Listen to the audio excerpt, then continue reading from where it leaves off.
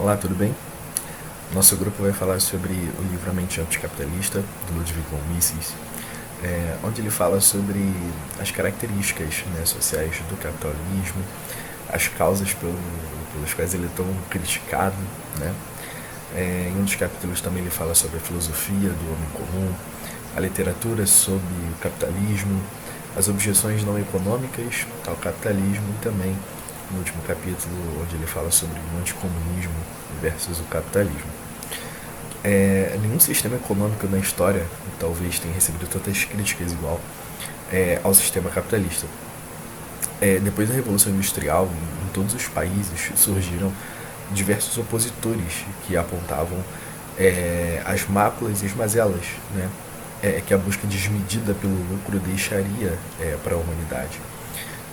De pessoas intelectuais até mesmo as que não tinham tanto conhecimento, sempre o bode expiatório foi o mesmo, que é o capitalismo em si.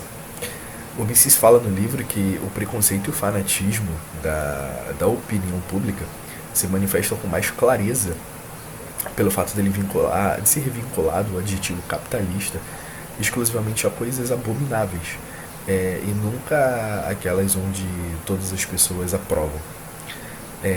No livro, o Mises ele procura mostrar que foi no capitalismo que as pessoas começaram a alcançar maior qualidade de vida, maior mobilidade social e também liberdade individual. Ele também aborda de uma maneira curta e objetiva os motivos pelos quais o sistema ele é tão criticado por alguns grupos. A ascensão econômica das multidões é característica da sociedade capitalista. Em outros tipos de organização, inclusive, segundo Mises, as massas elas formam os bandos de escravos e servos, de indigentes e pedintes. No capítulo 1, o Mises fala que a característica essencial no capitalismo moderno é a produção em massa de mercadorias destinadas ao consumo pelo povo.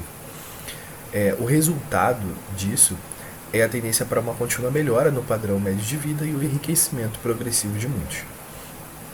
O capitalismo ele desproletariza o homem comum e o eleva a uma posição de burguês, ou seja, através do seu trabalho e da produção de mercadorias, o homem pode gradativamente acumulando bens e também dinheiro, o que o tira da posição de servo ou escravo, como citado pelo autor.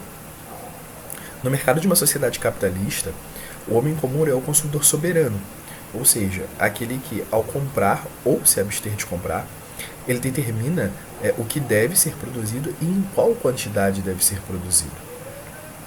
Os desfavorecidos que em todas as épocas precedentes da história formavam os bandos de escravos e servos, como citado anteriormente, transformam-se no público comprador, cuja preferência os homens de negócios lutam. O sistema de lucro torna próspero aquele que foi bem sucedido em atender às necessidades das pessoas da melhor e mais barata maneira possível. Os empresários e capitalistas eles devem sua fortuna às pessoas que, enquanto fregueses, sustentam os seus negócios. Eles a perdem assim que outras pessoas os superam num atendimento aos consumidores de forma melhor e mais barata. O controle dos meios materiais de produção é uma função social, sujeita à confirmação ou à revogação pelos consumidores soberanos. Aqui, os consumidores determinam quem deve possuir e fazer funcionar as fábricas, lojas e fazendas. Nesse modelo, todo adulto ele é livre para moldar a sua vida de acordo com seus próprios planos.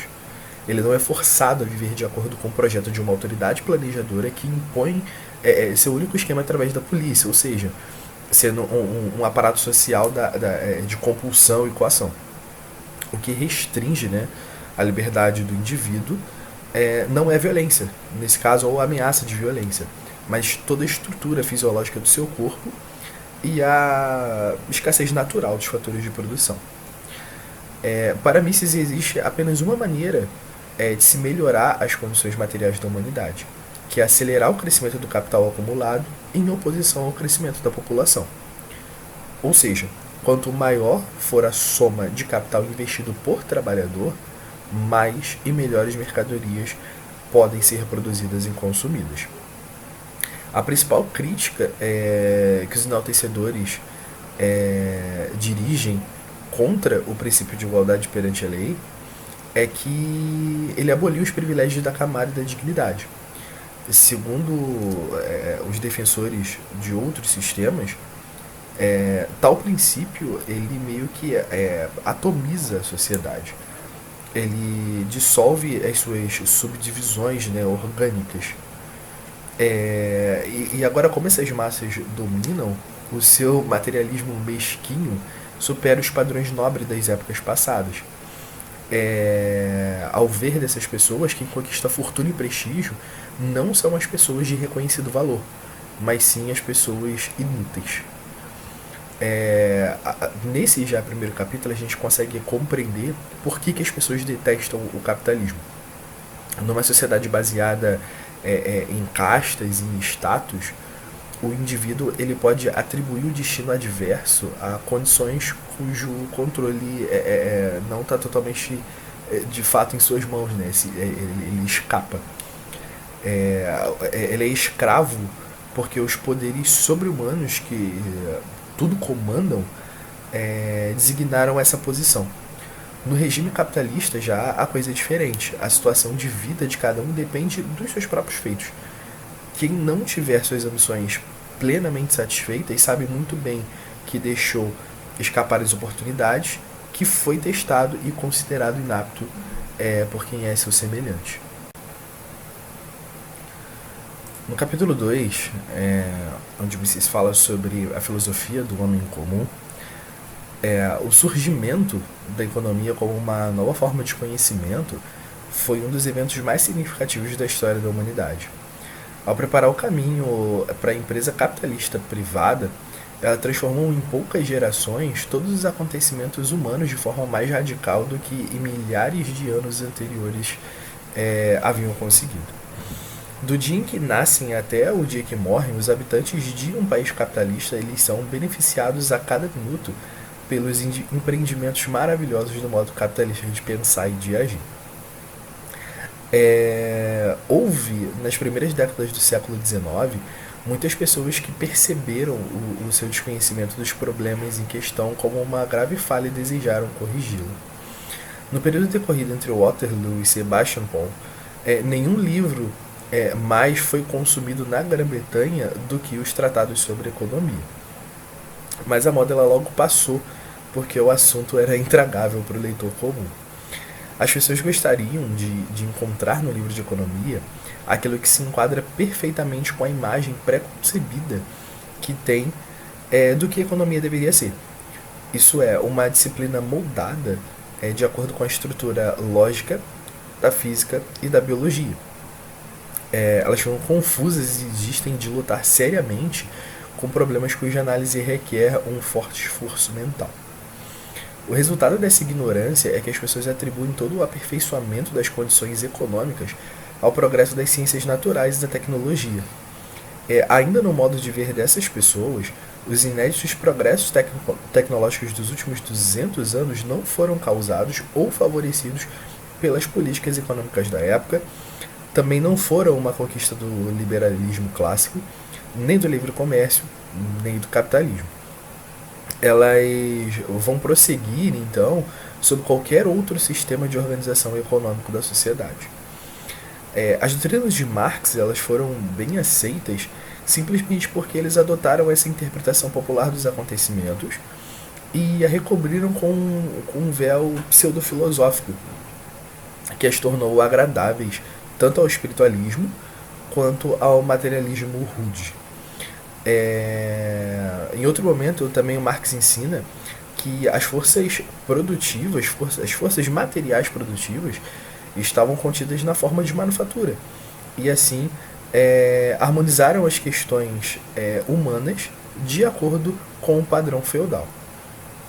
Quando, posteriormente, as leis que determinavam a evolução das forças materiais produtivas substituíam a manufatura pela fábrica a vapor, o feudalismo teve que ceder lugar ao capitalismo.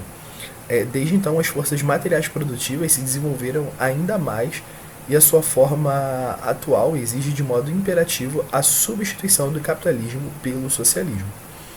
Os termos capitalismo capital e capitalista foram empregados por Marx e são hoje empregados pela maioria das pessoas com conotação infamante.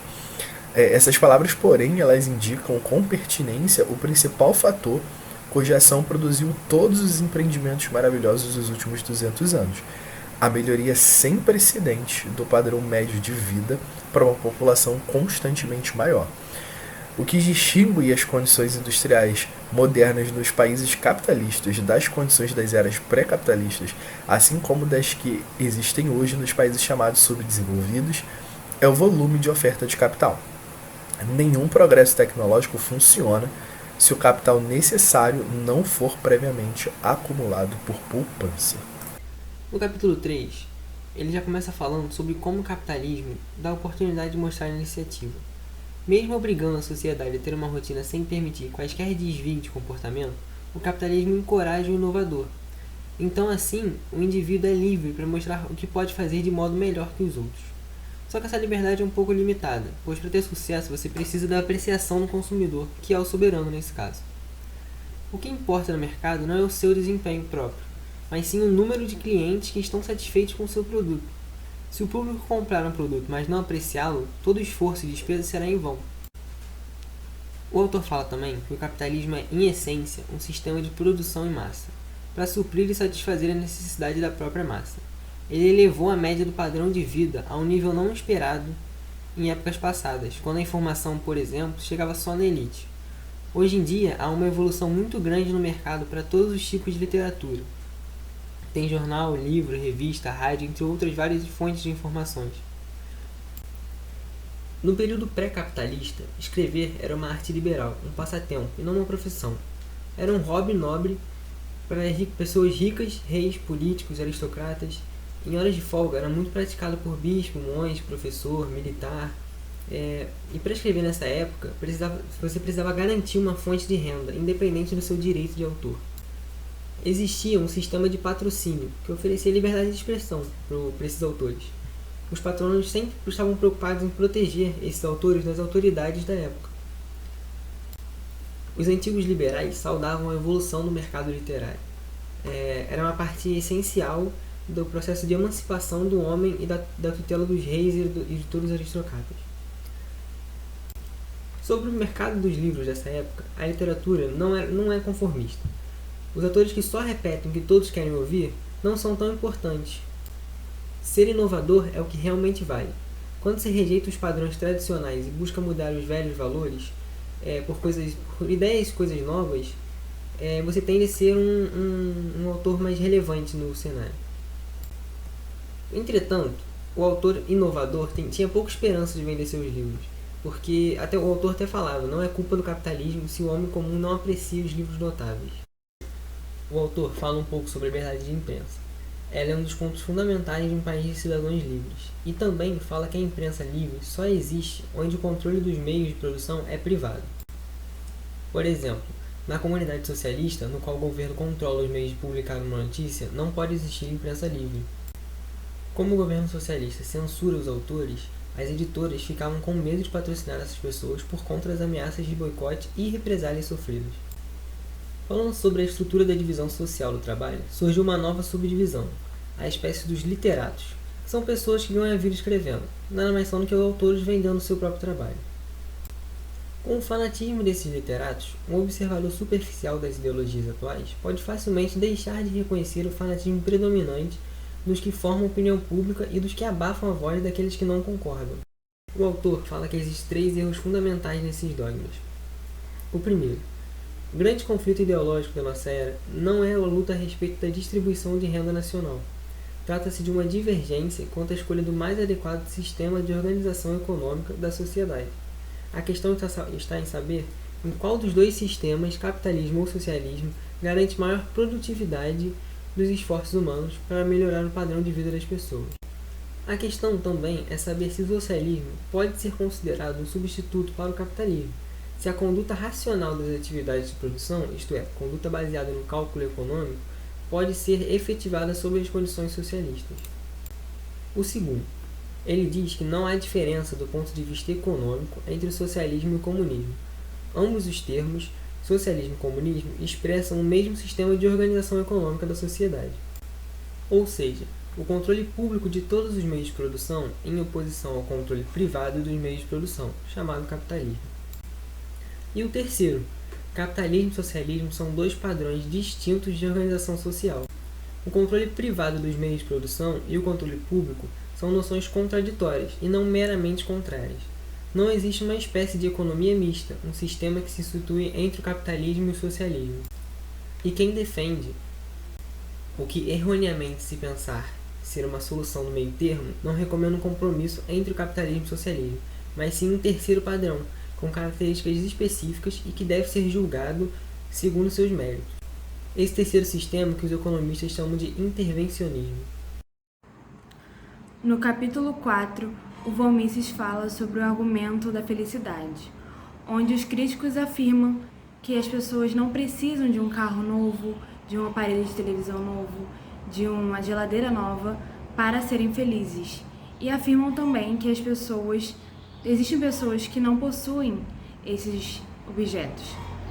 E o von Mises fala que essas afirmações estão corretas, porém não se podem culpar ao capitalismo.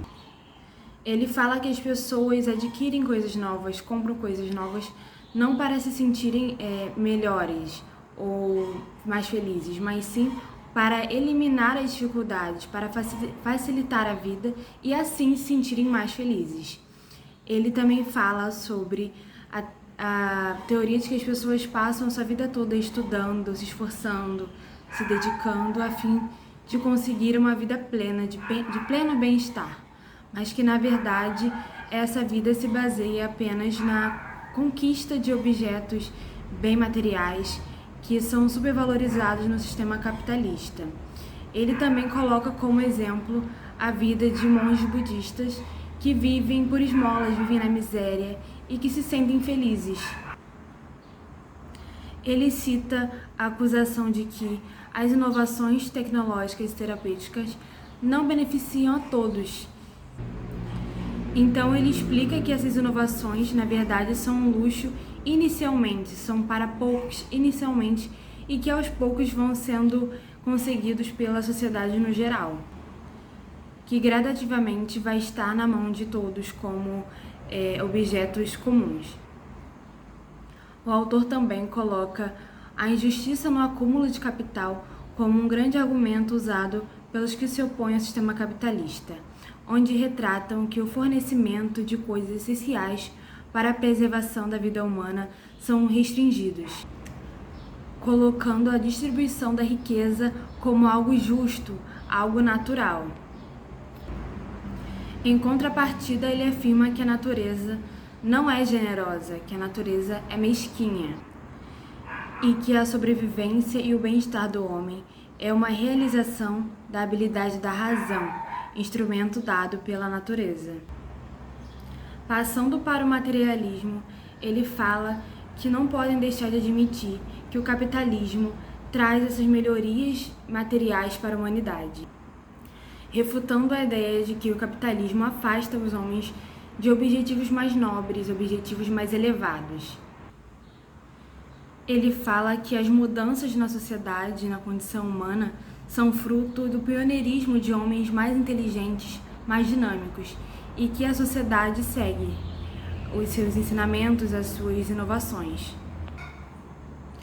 Ele diz que todos os que rejeitam o capitalismo por achar que é um sistema moralmente injusto estão enganados sobre como o capitalismo surge, sobre como o capital surge, sobre como ele é mantido e quais são os seus benefícios quando ele é empregado na produção de processos.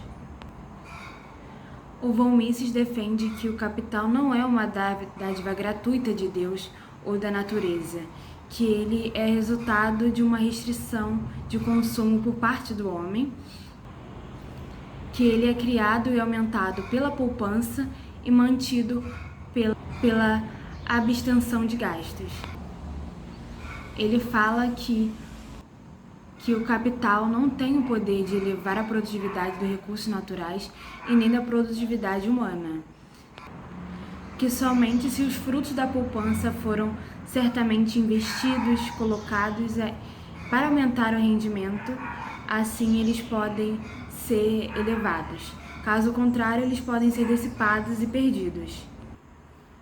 O von Mises também retrata a liberdade como um conceito do desejo ocidental, no qual as instituições políticas e jurídicas modernas sempre buscaram guardar o indivíduo das intromissões do governo, dando como exemplo que na economia de mercado, as pessoas têm o direito de lutar para alcançar a posição na estrutura de mercado que desejam, enquanto na economia planejada elas já não possuem esse direito. Ele já diz que naquela época os defensores do socialismo eram obrigados a distorcerem os fatos, deturpar os fatos, para fazer as pessoas acreditarem na compatibilidade do socialismo com a liberdade. No capítulo 5, o autor caracteriza a mudança e a transformação como essenciais para a vida. Mises coloca o surgimento de inúmeros intelectuais como um dos fenômenos menos desejados do capitalismo moderno. Chama essa classe de praga. Ele retrata sobre a existência de uma falsa frente anticomunista, onde as pessoas se denominam liberais comunistas, e que na verdade o termo mais correto seria chamá-los de anti-anticomunistas, no qual o seu desejo é o comunismo sem as características inerentes e necessárias ao comunismo. Essas pessoas fazem uma distinção ilusória entre comunismo e socialismo, procurando reforçar sua escolha de socialismo não comunista. Von Mises afirma que os liberais anticomunistas não lutaram contra o comunismo em si, mas contra um sistema comunista pelo qual eles não são responsáveis. Esse grupo está à procura de um sistema socialista, isto é, comunista no qual eles mesmos ou seus amigos mais próximos possuam as rédeas do governo.